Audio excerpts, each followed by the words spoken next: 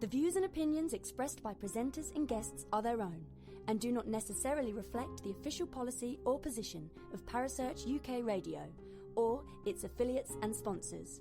Listener discretion is advised.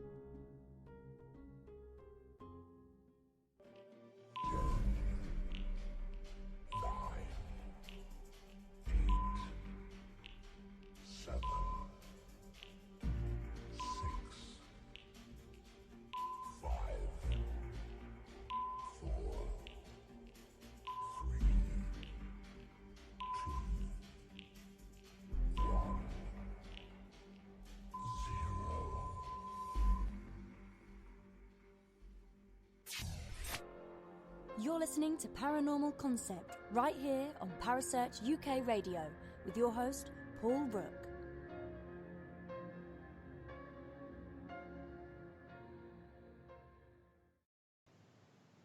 Good evening, everyone, and welcome to this rather magnificent version of the Paranormal Concept Show.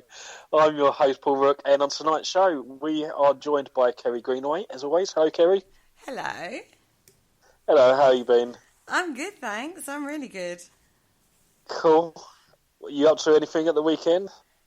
Yeah, I've got plans for the weekend. I believe it involves you and the other one. The pair of you come as a pair these days. Absolutely, yeah. Yeah. Okay, so on tonight's show, we are going to be interviewing the creator of Parasearch Radio, Mr. Richard Clements. Hello, Richard. Hello, guys, and how are you? Long time no see. I know, it's been ages, isn't it? We really must start road trips again. Not done one for at least 3 weeks. 3 days. Yeah. Down to the place, and I've just come down from the green room, and we never had one of those before. I know, we've updated. We've upgraded. We've now got green rooms and jelly babies and stuff. Actual reruns is most wanted. I quite like it. You like our new swivel chairs? Yeah, that's right. That's right. And get the cup holders on them as well now. And I quite like the tray of Cadbury's cream eggs. Yeah. Certainly beats the old days when you just gave us those little infant school chairs that we get to sit on. Yeah, that's right. And the green room was a tent pitched in my back garden. But, you know, things have moved on. You two have done well. Oh, the little fantasies they weave, everybody. It's what I have to put up with these two lads, the little fantasies that get woven. Richard. I love it, really. Yeah. How did you get into the paranormal? You've been sort of going through your book of interviewer questions. That's let's start that. Let's do this. Yeah, let's do this. Well, it's funny actually, and I actually thought this question would come up. So earlier today, I was sort of thinking back to sort of way back when, and there was a school teacher, Mrs. Walker, and she used to read us ghost stories from this book she had called 13 Ghosts. And quite obviously it was a book of 13 ghost stories. And there was one that always stuck out of a guy that had an artificial leg, and the artificial leg was actually haunted, and it used to hop around. And that is probably one of my earliest sort of introductions to the paranormal, and I can remember being quite fascinated by the story and the other stories in that particular book. But the worrying thing is, when I sort of thought back to the class I was in, that was primary school, and I sort of worked out how many years ago that was, and to me it was only a few years ago, but it was 45 years ago now. Blimey, that's a long time. And then from then on, it just extended from then. And this was obviously pre-internet days, and some people will say pre-television days. It was a long time ago. And so that really piqued my interest, and it was when you had to go around back then and do a lot of legwork. I was always pestering my parents to take me to the library, because the library had a little section, just a tiny little section with a couple of books in it. and they had sort of photographs in of Harry Price and Borley Rectory. And that is really what started my sort of interest off, and all those years ago, and it never really left. I would find myself, it was either history, I had a great love for history, or the paranormal, and I would just read books between the two, you know. And even today, very rarely read fiction or anything, but if I'm in a bookshop, I'll always go to the history section, or I will go to they don't have paranormal sections, but they usually come under the mind, body and soul section, you know, and I'll just have a look and see what's available. So you've read some quite astonishing books really throughout your time, haven't you? You've read some of the big, hard-hitting, hard-to-read novels from the paranormal world. Mm-hmm. Yes. I tend to...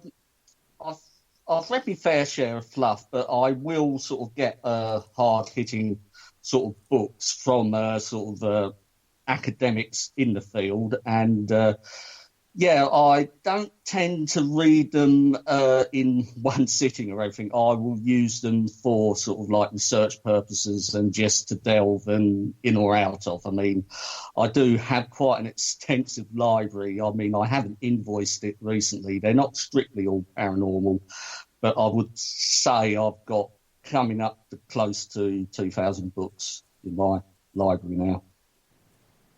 That's a lot of books on the paranormal. I'm gradually trying to get them one by one over to my house, I would just like to say. They're only making their way. Pardon, Paul? I said that's 1,998 books more than me.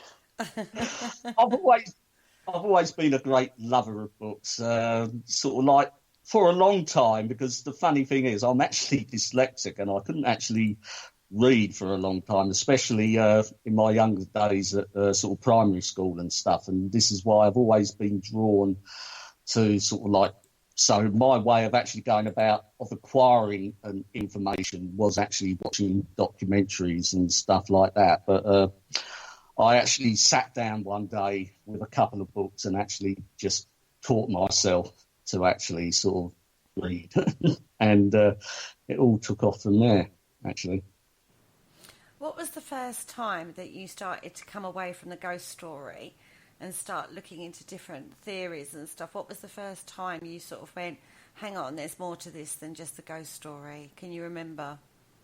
I always sort of wanted to sort of like come away from the ghost story and see if there was a way you could actually investigate this, go out and sort of try and experience this. And the first person I ever come across was Peter Underwood, who is a sort of like a ghost hunter sort of from the 1950s, 50s, 60s and 70s. And unfortunately, he's no longer with us, but he did write a book called A Ghost Hunter's Guide, which came out, I believe, in about 1987. And that was the first time I'd ever read a book, a sort of how-to book on how to ghost hunt. And it was something that did actually stick in my mind. It's not that I actually went out and done it, but to see them old school, well, which are old school techniques now, is something I did find rather fascinating, using chalk dust and sort of, you know, old reel-to-reel tape recorders and stuff, which I still think are a lot of sort of substance behind those methods, and as opposed to the newer methods which are out there, which are, well, you know my tech skills, and they're virtually non-existent. Same as mine, love. They're the same as mine, don't worry. Like two Magoos out there in the field with our tech. And a few half-hearted attempts with friends to sort of go out to the local graveyard. We used to like sneak up to the church, look over the fence, and then think we saw something and go running down the driveway. But apart from that, no, I never really attended my first ever sort of ghost hunt until relatively recently, and that was with one of Paul's old team, Trident Paranormal, and that was at Kelvin Hatch, which was not all that long ago. I was more into the theory, into the reading and the research. I get a lot out of that. As for ghost hunting per se, I'm not particularly drawn to it or enamoured to it, because to be quite honest, and I hate to say this, I find them quite boring. Did you just say that live? Yes, I did. I'm sorry, but I sort of, it must be my attention span or anything, but I try to get into it, try to show enthusiasm and stuff, but I thought, well, this is not really my area. My area of interest is sort of looking at it from the outside in and sort of seeing and the mechanics of it and how people sort of go about doing it, and that is where I get my sort of kicks from. You also listened to a lot of podcasts before the creator came along with his magic finger. You used to listen to, and I know you still probably do, a lot of different types of podcasts on the paranormal and history and stuff like that, didn't you? Yeah, so I am a great sort of like podcast fan and listening to, and there's a lot of content actually out there. But where sort of Parasearch Radio actually came from is I actually used to stay up late at night and listen to Jay and Teresa Lynch on their network over in the US on Z-Talk Radio, which I believe they're back on Z-Talk now. Yeah. And I used to join in the chat room and just have a bit of a laugh and a joke with them. And then I sort of thought to myself, is this possible to sort of like recreate over here? I mean, there was and there were a couple of other stations on this side of the pond as well. But listening to Jay and Teresa, I sort of thought about myself actually doing a podcast myself, and I had quite a sort of like extensive background of podcast listening, so I sort of knew how to go about doing it, or more specifically knew what I wanted to achieve in doing it. So I sort of set up a Facebook page, and I sort of thought of the name Parasearch Radio for the podcast, and I just left it sitting. I didn't have any sort of ideas of quite how I was to sort of like start it off and stuff. And I did make it sort of known out there with a few people, and one day actually Paul Rook got in contact with me and actually said, "Are you still thinking of doing a radio show or podcast?" And I thought, well, yeah, but I'm sort of at a bit of a loose end on quite sort of what to do. He goes, "Well, I'm at a bit of a loose end now as well, and and why not get together and see what we can come up with?" So, like the Dr. Frankenstein I was, being a creator,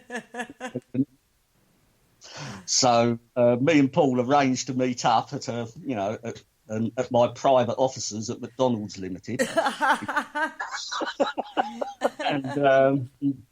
that's the first time we actually met each other, and we sort of sat down and discussed a few issues. Paul fortunately had the knowledge to sort of broadcast and everything from his previous experience and working in radio. So it was just a natural choice. So we just took it from there. And we were sort of up and running on air, I believe, within about a couple of months after that. Yeah, something like that, wasn't it? Things out. Oh, that's where it all started. Both of you. It's like a little mix of chemistry that went on between you, right? Oh, yes. As soon as we sort of sat down, and as soon as Paul said, "Yep, we'll do this, we'll do that," I thought, I've actually got to do this now. Yeah. So Paul was like the brains and the driving force behind sort of the tech and the stuff. And I did actually do a show for a while. And to be quite honest, I wasn't really sort of cut out for doing the radio thing. The whole idea to me was good, but that's when I found out that my real sort of passion is actually listening and encouraging others, and to bring others on board who I thought could make the best possible job out of the resource I had. And that was what I wanted to sort of do from there on. So that's why I sort of dropped back off the actual broadcasting the show myself and trying to bring others on board, like yourself, Kerry, and Penny. Mm-hmm. And so that's what my main aim was, because I wanted to sort of just have a... And you brought Mark on board as well, didn't you? Although that gave you a few headaches, didn't it, with Mark? Because Mark, if you don't know and haven't listened to the Friday show, our lovely Mark, he's a bit wild. We'll go with wild, right? Unruly. He's a typical naughty kid. If you tell him not to do something, he will find a way to do it, which is just on the borderline of you wanting to have a go at him but can't really because it weren't that bad. He's that kind of character, isn't he? Yeah, so don't get me wrong, I love Mark now. Didn't end but like him now, yeah. And where am I going to go with this one? And how am I going to discipline this one when he steps out of line? You know, it wasn't long before I had to sort of message him and say, look, you know, it's really not on if you say this or if you do that. He's honed his skills since then, hasn't he? Yes, no, and it wouldn't be the same without him now. And I listen to the Dark Mirror shows now, and I know what to expect, and they are fun shows to listen to. And now you've got Carl on board as well, and I think he will give you just as much of a headache as Mark will when those two get together. But I know what I have to put up with on a Friday, everybody. The two of them together, little force to be reckoned with. But the Dark Mirror show has developed into a good little show. Unique, but good. Unique, but good. I'll take that.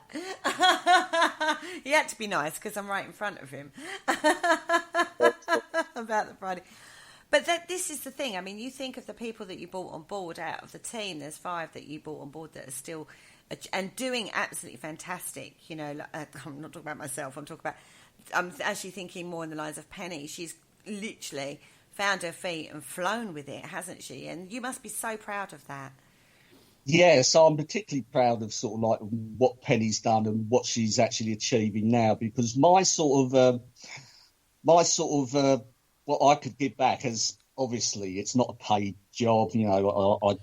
I was asking back then, and even you guys now, you ask them to produce a show and put it out, and you can't really sort of give anything in particular sort of financially back. But my sort of thing was, you know, whatever you can sort of like get off the back of what you do, by all means, do it. I mean, I didn't have a problem with that, and it's really up to the individual to actually go out and do that. I mean, the opportunities are there. I mean, Penny has certainly proven that, which I sort of had an inkling when I first met her, was at Rotham Towers on an investigation. And I was looking for a new presenter because it was only sort of like me and Paul. And I sort of thought, you know, because you're sort of trying to think, oh, we need new presenters. And Penny was doing a live in the middle of the aerodrome on Facebook. And she was a natural. And I actually saw that in her sort of straight away. So, you know, I sort of got talking to her and stuff. And the next day, I sort of goes, well, I'm not going to hang around. I'm going to try and snap this one up as soon as I can. So I messaged her and I said, would you be interested in doing a show? I think what you've got is exactly what we need. And a long story short, she accepted and came on board. And you were very good enough to teach her the ropes, Kerry, studio and stuff, which she's taken that all on board from what I can gather, and she chucked it. And to be fair, I didn't actually. I'll hold my hands up on this. She actually knew it before I went and did my training session with her. Do you know what I mean? She had already done that work, and this is actually a thing with her. She does her work, and each show has shown that. And you spotted that in her. Do you know what I mean? I'm Simon Cowell, but you're Simon Cowell. I do have a knack of actually spotting the best in people, and this is why I sort of like step back, because I knew there was 4 or 5 competent presenters now, and I could actually step back, which I did step back for a few personal issues and stuff, and but I knew the station would carry on and be a long-term venture, as opposed I was having a few doubts of whether it could be long-term, because these sorts of and things like Parasearch, and I've seen other stations pop up, and they tend to come and go. But I felt I needed and had the strong enough people to actually carry this on, which it has, fortunately, and that's more or less down to you, Paul, Penny, and the other presenters who have managed to actually do that, and I'm very proud of you all. Aww. Oh, it's so lovely. And you all have your own individual little characteristics, which I find quite amusing and stuff like that. And you are all an individual people in your own right, and your place in the paranormal is pretty much set. And and it's just good to be back involved now, or no, not up front. I've found my niche with Paul. We like to go out on our little road trips and reveries. Those are becoming more refined now towards certain areas and certain future bits and pieces. So, I'm looking forward to that, and yeah, it is good. It is a good time to be around Parasearch in general, with some of the other stuff that has come along. The stuff you got together with ASI. Is it ASI? Yeah, Paranormal? ASI Paranormal. That's the American channel that you can listen to their podcasts through. It is a subscription channel, but there are plenty of other... The stuff that you can get out there for free is still for free, but there are specific not just podcasts, but specific videos and stuff that when you pay the subscription, you then get access to. So yeah, I'm a subscriber, and it is quite reasonable from the UK side. You're only paying just over £2 a month, so it's well worth it. And Parasearch is on there, but I think you can get that for free anyway. But they are having more podcasts come on board, so that's certainly something. It is becoming like a hub for lots of different shows, not just focused on one. It's a hub for a lot of different shows. As say, there are exclusive content as well. When you subscribe, you get that. But the podcast and that, if you can get them out there for free, you still do. So I'd like to put that out there. It's not, you're not paying for the shows to listen to with Parasearch still. We are non-profit. I think this is worth pointing out, is we are non-profit. So our motives for doing this, and your goal, your original idea, was to put good content out there, wasn't it? And tackle some of the topics that were coming up in the paranormal field. Well, it was, yes. Penny was quite pronounced in her history knowledge, and I thought that would be a very good aspect to go down and to use that, which she has done very successfully. And with yourself, Kerry, you have a very research-driven knowledge, and you are prepared to actually go out there and look at new ideas and stuff and bring those to the fore.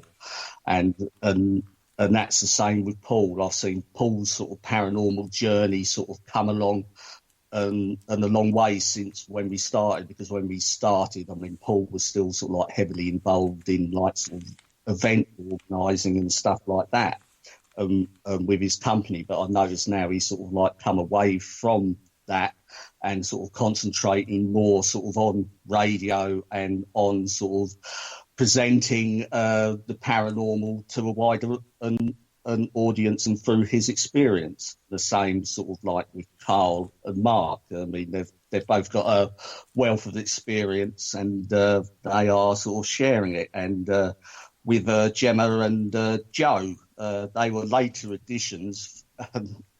I wasn't about when they actually first joined the station, but I'm listening to their stuff, and and it can only add to the greater sort of extent of what's already available out there in the Parasearch library.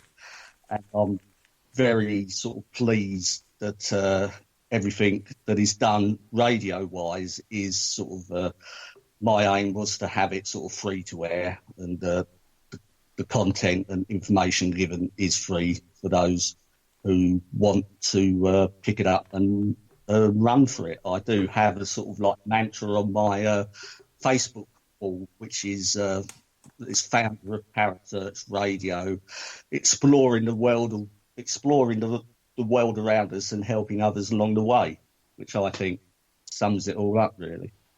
Paul? Yeah, it does, and I think we've all come a long way in the Parasearch journey, and we've got lots of other ideas for the future. Yeah. And this is the thing that actually excites me, sort of when I sort of like came back, so to speak. I mean, it's like I've come back from the dead or something. He's actually a zombie, everybody. He's gone from Frankenstein to zombie now. He was saved by the bell. I went away. I was always listening to shows, but I sort of reached this sort of like impasse, and I thought, no, I really have got to get my interest and the spark. And the guys have been going along pretty ticky-boo, and let's go and throw a spanner in the works. No. We were like, oh God, he's back. He's back. He disappeared for ages, and now he's back. No, it's brilliant that you're back. I'm pleased I did sort of make the decision to come back, and and even though I'm sort of like in the back, I'm there to sort of give people encouragement, and if anyone does want to sort of like speak to me, they're more than welcome to actually come up and sort of message me and stuff. And I do tend to sort of message people randomly and presenters saying, well done. I thought the show you done last night was really good, and I just think those little bits of encouragement are needed from time to time, because we all go through sort of crises of confidence and stuff like that. But generally, the team that is up and running now is a good team, and it's sound. We think sound so. We think so. We like our little Parasearch team, and we like it even better that you have come back from the dead to rejoin us, because since you have come back, there has been a marked difference in your own confidence as well. But we have been getting out and about more, which we weren't, to be fair, that's the side of things we weren't doing before, was getting out and about, weren't it, Paul?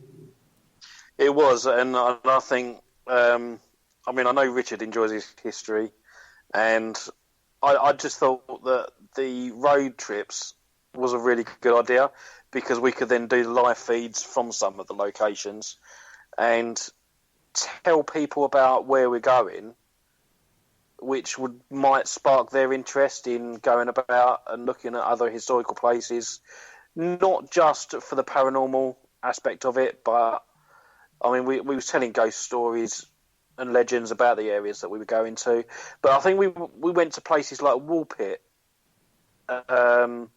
And for those that don't know, you've got the Green Children of Woolpit story. It's a 12th century story of apparently two green children, or green-skinned children, were found wandering in the woods nearby, which sort of gave rise to some of the Hollow Earth theories and stuff. And, to actually go and visit that place, not only is it a place of interest for us, but, there's museums we had a look around and stuff like that, and we could bring that to other people. Sorry. That is exactly what I sort of wanted from the road trip, and as me and you have discussed, Paul, it's not a sort of like a ghost hunt or ghost sort of trip per se. We pick locations, we go, we go and have a look round, and it's surprising that day we went to Woolpit, and what came off the back of that. We went to Woolpit, then we went on. We're not far from Bury St Edmunds. We went on there, and then we shot back down to the church, Borley Rectory Church. Yeah, we did that. And then off the back of that, and off the back of one of the lives we've done, one of Paul's paranormal friends, Steve Collier, Nest Point Paranormal. That's right, yeah. Because Steve used to be old days, and that's nice to have kept that contact there as well, isn't it? And off the back of that, and I was planning to be home by 5, but off the back of that, and off the lower stop we went, and we were sitting in an old abandoned castle by about 9 o'clock, and helping out with his investigation. So that was, and that whole day, was a really great. good day. And as I say to people, this is something you all can do. I mean, go out, explore. You don't have to do it at the dead of night. Just go out and explore. And it is amazing what you can come across, especially if you go around stately homes, old castles and stuff. You can get talking to people, and you can pick up a lot of information by just talking to people, stuff that's not sort of available sort of out there and on the internet. You can talk to one of the tour guides or one of the people that stand in the corner of the room, sort of, and you just through general conversation, you can bring something out. And I think, oh yes, and I can remember one night when I was locking up, blah blah blah. Mm-hmm. Just get a nice little story and a nice little anecdote to take with you. Yeah, I totally agree with that. I love doing things like that. Talking to people is so key in this field, isn't it? I think, anyway. Yeah. It is, but I think a lot of paranormal investigators or ghost hunters these days tend to just stick on Facebook. Well, and that's the another sort of controversial topic. Yeah. I'll try and keep this short and sweet, but I find the face-to-face and communication, the actual meeting people in person, that is a very important part of forging forging a relationship with sort of perspective and locations. And if someone actually meets you in person first, and if that's the first time you've ever met them, then they are going to remember you a lot more than if you send a cold message over Facebook. Yeah, which is lost in the ether. They just go, oh yeah, another one. But if they can actually sort of meet you and see you, and if you present yourself well, they'll think, well, and I didn't think about doing this before, but let's have these guys in, and see how it goes. Yeah. So we've got plenty of other locations on our bucket list. Oh gosh, yeah, they're dragging me around here and everywhere. They're getting me out of my house, everybody. It's a very scary world out there. And well, it was the highlight. Yeah. So far, it's been the bus ride. Events. Yeah, the bus ride was the best so far. Absolutely. But that's on my home turf. It's not really that scary. It's on my home turf. Do you know what I mean? I'm just saying. But you said you were interested in history, Richard. This is a side of you I wanted to explore a little bit. What area of history is your speciality? My speciality, I suppose, would be it's military history principally, but with that comes a lot of social history. So I am interested generally in the broad sort of tapestry that is his history, but I came into it through a military sort of like history. My particular sort of area of expertise is a 17th century history, and that was principally to do with my involvement many years ago in a battle reenactment. That was a thing I was heavily into for about 13 years or so. And and that involved a lot of travelling up and down the country. And again, I was very fortunate. And I didn't really exploit this because the history side was taken up more back then than what my paranormal and interest was. But we were getting access to castles, manor houses, and we were staying in these overnight, all free of charge. We didn't have to pay anything, and we just used to put an event on the next day. for the public. But I would probably advise anyone out there who does have an interest in the paranormal and want to have access to places that aren't available anywhere. I mean, join a historical reenactment group. That's my little sneaky spoiler for you guys. But you do actually have to be part of it, so you do have to take part in the reenactment. You can't just go along as a guest. Do you know what I mean? The guests don't go and get that. But in the evening, you can sneak off and just have the castle, sort of go and just have a look around the rooms and do your own an impromptu investigation. I would recommend that to anyone. But back in my days, I never got much further than the beer tent.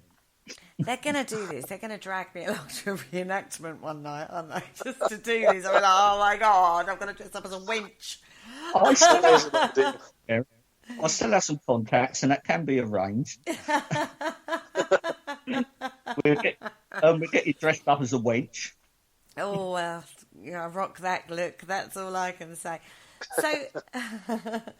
So you've done quite a bit out and about around the country looking at myths and legends, all sorts of things you've been looking at. In regards to phenomena, do you like or research or think about the UFO side of things? How do you come at it from that angle? I am starting to sort of explore the UFO side of things again. I was a big UFO advocate, and as you would say, Kerry, back in the day. And back into the day. Yeah, and you can say it a lot better than me. And I was sort of in the early sort of 80s and going through the 80s, I sort of was looking at the sort of the UFO and phenomenon, and I did come at it from the Mark's Gonna Love Me, and I was aliens all the way, and this was all to do with people coming from the planet wherever. But now I'm actually not too sure. I sort of do feel that paranormal and in general and ufology are quite closely connected. In what way, I don't know. And this is what I want to actually explore. And I know I've sort of spoken to you, Kerry, and Paul. There is sort of links to possible sort of poltergeist activity and UFO sort of reports, or aerial phenomenon, I prefer to call it. I mean, I don't like the term UFO because that just conjures up a nuts and bolts alien craft, which I don't think this is what's actually happening. I'm still pretty grounded in my sort of physics and how stuff works, and a lot of ufologists that do believe in sort of they are nuts and bolts. I mean, I still think that if you're on another planet, you are still bound by a lot of the same laws of physics as we are. And I do a bit of astronomy. I've got a couple of telescopes, and I go out sort of at night, and the universe is a vast place, and to traverse it, I just can't see. I just can't see it. Even I try to suspend my belief and think, advanced civilizations. I just can't see it. Personally. But you're prepared to be convinced. Well, I'm prepared, yes. And if they come down and land on my front garden, yeah, fair enough. I was wrong. Fair enough. And I'm always prepared that if something comes along, I'm not that rigid in my sort of opinion to sort of dismiss anything. I will sort of defend. Well, I'm starting to defend what I sort of believe in more now, instead of being a bit quiet, because I think what I've got to offer is of value, and that's sort of thanks to yourself, Kerry, who says, "Oh, come on, get out of your shell. You've got plenty to offer," and I'm starting to believe in that now. And when I sort of on Facebook and stuff, and you sort of see a lot of the stuff lying around, I thought, no, let's put in my 2 pennies worth. I've still got to knock a few rough edges off the way I sort of approach it. That's because you're hanging around with this one too much. That's what it is. No, nothing to do with that at all. Yeah, I reckon there's a link there somewhere. but I am certainly enjoying sort of the way I'm sort of like turning out to sort of be and to present what I feel this phenomena may be, or may be, and I do enjoy the people I've got around me now and their ideas, because I'm not a huge sort of advocate of getting everyone involved. There seems to be this longing in the paranormal sort of field when it's often talked about to get everyone involved. I do not actually subscribe to that. I believe you should pick your friends wisely and your confidants wisely, and that is what you'll get the most out of. I agree on that point. Well, I want to take you back to the point of history and how, although you have an interest, it's not your favourite topic, is the conspiracy theory, is it? Yes. Conspiracy theories. Here we go. I can JFK, even to a certain extent, the moon landings, although I do think, there are certain sort of good arguments to be made there. And and I can go along with that. But as for sort of reptilian aliens and all this other sort of, which I'd class as nonsense, I just haven't got much time for it. I tolerate it and I will put what I know about it, or I can go along with the conversation. But generally, I'm not interested in it, to be quite honest. And I know the conspiracy is tagged on to the paranormal. But I still think the paranormal would do well to sort of keep its a bit more at arm's length than to embrace it fully. I find it interesting looking at it and how it's evolved and why people think the way they think, and then when they get in a position they don't move from that position, and I find that bit fascinating. And I do find a conspiracy theory quite interesting. And then to go back and look at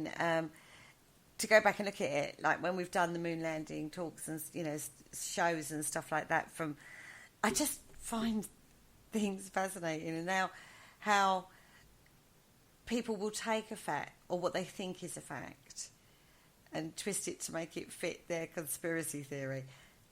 The thing with conspiracy theories, and if you're going to sort of use them, you need to be good across a broad range of subjects. You need to know your history. You need to know a lot. Mm-hmm. Otherwise, you will come up against, you will make yourself sort of sound quite silly when you're talking about something, and even the basic and historical facts aren't correct, which you're sort of like touting. Or the thing about the conspiracy theory as well is when you point something out, that also becomes part of the conspiracy. I say, oh, well, yeah, but that, I think, hang on, I'm just saying something logical here, but, oh, no, that's all part of the conspiracy. So the conspiracy theory in itself is, it perpetuates itself. You can't try and reason with it because you will end up being part of the conspiracy. That is the get out clause for the conspiracy theorists, mm-hmm. which I think people need to sort of like come up with something a bit better. What's the one thing that really gets your goat in the paranormal? Paranormal Facebook groups. Explain. It is very difficult to actually get good content on Facebook. There are some sites out there. So I lost my Facebook page a couple of weeks ago, and I had to set up a new one, which I did, and managed to get everyone back on it. And I thought, right, I'll add a few sort of paranormal pages. So I sort of went through and I found, because you don't gain a lot because you have to join them for them to open up, So I joined about 3 or 4. So I'd done that quite late at night before I went to bed, and I woke up in the morning and I'd been accepted in all 4 groups, and then my Facebook wall was just full of rubbish. Absolutely not. Sort of people posting sort of stuff. What do you think orbs are? I thought this debate was already settled. I mean, and why are people asking this? But perhaps that's just me. Perhaps I'm a bit impatient and thinking people should come up to sort of my level, or at least keep up with the times. But I found these sort of Facebook groups pretty much as I left them about a year ago. There'll be nothing changed, but I'm finding a couple of more of the sort of reputable ones, sort of like connected to groups like the SPR, ASAP, and there are some other good independent ones out there that are sort of putting out thought-provoking sort of content, sort of sharing articles of sort of interest and higher sort of academic sort of articles, which is not everyone's cup of tea, I know, and a lot of people like the fluff, and good luck to them. I mean, there's plenty out there to choose from. But as for me, I'm in a position now, it's my Facebook feed now, and I can go in and pick and choose what I have come up on it. He's taking control, Paul. Did you hear that? Should we be worried? Do you think the creator is come back and starting to take control of things? No, don't worry about it. It's fine. have you got him under control?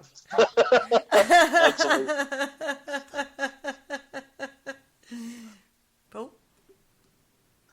Yeah, so I don't know. What are we talking about now? He's not paying attention, Richard, I feel. Oh, dear Christ. And when he's out in the car, you can't stop him from talking. I know, right? So you have also been to some records offices. Offices. Records office? I don't know. Office. Yeah, you've been there. I've been a member of the Essex Record Office for quite some time, actually, and it hasn't been a place that I've visited recently, but I used to go there and just do research. I never basically done much paranormal research. It was more sort of like local and historical research on sort of like the Essex Regiment and stuff like that. But I have it on very good authority that the Parasearch Radio presenter is making very good use of the Records Office of late. Yes. And it's about time, I think, we need to go and have a look and find out exactly what's going on. But the Essex Record Office is a very good resource, and joking apart, and it's not a lot of, and every county has one. Suffolk will have the Suffolk and Record Office, and funny enough, and I think they're all sort of interlinked. So if you do want sort of to find out stuff from other parts of the country, the Record Office will go and get in contact and have stuff and sent down for you. You can't take anything out, because you're talking old documents, but it's a very good place to go and look at source documents. If you're not sure about something or you need to go to source, go to the Record Office. That should be any serious paranormal researcher or any researcher, regardless of what you research. That should be a prerequisite in their sort of like research toolkit. They're free to join. The staff in there are very helpful, and you'll have hours of interest and fun. It kind of does sing to my soul, I'm not going to lie. So were you suggesting that we could go and stalk Penny at the Records Office? Well, make sure she actually goes, because she does brag about it. So I think we can go. No, it's not bragging, it's doing. She's there. She was messaging me this morning from there. She's like, oh my God, I've just found this out. I was like, oh, I'm doing the happy dance with you. I will, yes, but I think I will be dispatching a couple of you up there with me. I mean, why not? Because Chelmsford is my hometown, so we can go up there, meet up with Penny. It'll be beautiful. And then I think so. I think it's well overdue. And I actually get to meet Penny. I've only met her once, would you believe? Yes, because that is a funny sort of thing, doing this, sort of like the radio. I mean, it's quite surprising, sort of like who you haven't actually met. But as we tend to do a lot of sort of Skype, doing the radio and stuff, it's a very virtual world and we live in, isn't it? Yeah. It's true. That's true. It is, because it is all on Skype. It's all done via the computer, and although we see each other, there's certain presenters I haven't met, only because of time and circumstance. That's all it is. But and where people live, people need to move closer, is what I'm saying. Totally selfish. They need to come to me, not me to them to me. But but it is. But we've all met each other because we've done it sort of like here. It's really strange. Yeah. And these are some of the closest people that we have around us now, part of this Parasearch little world we live in. I'm sorry, I didn't get that, Kerry. Oh, I'm just saying, it's like quite close. Everyone gets very close, don't they, on the station? Yeah, that's right. Yeah, and that's the good thing about it, And you get quite close, but there's still enough room to go out and do your own thing. And with sort of Parasearch, I mean, people are sort of taking advantage of the name and going out and using it to sort of like advance their sort of paranormal paths, and that is something, and good on them, and long may it continue. Yeah, definitely, absolutely, 100%. I have no problem with that at all. Next best ride, where we're going? We're going to do the bus rides around various locations. Oh yeah, have to, yes, and perhaps an investigation at the bus museum would be called for. Go on, Kerry, and as you pass there tomorrow, and you can pop in and have a chat with them. There's no ghost stories attached to it. Is there? No. Oh. Not that I know of. It's not that I know Yeah, but then of. no one's going to be there overnight, so they wouldn't know. Well, I think you would know. I think people know. Like you said, like earlier on, it's the people you talk to. I suppose we'd have to go down there and have a chat, see if there's any ghosts, any experiences, and if it's worth investigating. Because if there's nothing there, there's no point. And that's Saturday sorted out, Paul. Yeah. Oh, I've already got plans for you guys on Saturday. Don't you worry. Cheeky wink, tongue out emoji. And I don't know about it. Wow. Yeah. I've booked you in, you don't even know it, do you? Now. Sorry? No, but I'm scared now. Oh my goodness me. So what would be one thing that you would wish Parasearch to progress with? What do you think that we're not hitting the mark on from an external perspective? I think with radio, I mean, I think it has sort of, we sort of hit a peak, and that peak has actually sort of leveled, and that goes along fine. And I think the next stage, which is something I know you've actually been working on, Kerry, with your wizard tech, is to make Parasearch a more visual sort of experience, to sort of Facebook Lives and sort of stuff like that. That is, I feel, would extend sort of like the reach and sort of really sort of put sort of like individual presenters and everyone sort of out there to a wider audience, because looking at sort of even just the basic sort of live feeds done that go up, I mean, you're looking at sort of viewing figures of into like the 300s and stuff like that, and that is sort of like a very sort of tempting sort of and that's a very tempting and potential sort of market, and at the end, get my teeth in, at the end of the day, to actually look at and going for. And I think a lot of people would enjoy that sort of aspect of it. Yeah, I do think the visual side of things is going with the trend, quite frankly. If we want to continue pushing out the information that we push out and the research that we put out and theories, and having people from all across the paranormal field, from the academic to the teams that are going out there, then if we want to push the word out, it's about going with the trend, and that's what that's about. And we do, as a station, approach lots of different topics, there's different angles. Some of the guests, and it is bringing different ideas and concepts and theories and how people work, and looking at the paranormal from all aspects, not just ghosts and spirits and haunted places. We look at lots of different aspects on Parasearch, and we do topic shows, and we research those topics, and we bring good content out there to people, and it's worth that. It's worth taking that next step to follow the trend, if we can achieve it. That is, I do realise, there's a lot of work involved in actually getting that sort of part of it sort of up and running, but that is certainly, I would certainly sort of like feel that, well, it's not my decision to make, but I would certainly sort of feel that would be the area that would need to be sort of concentrated on and sort of brought to the fore, whether it be sooner or later or when time allows, because Parasearch has the links now.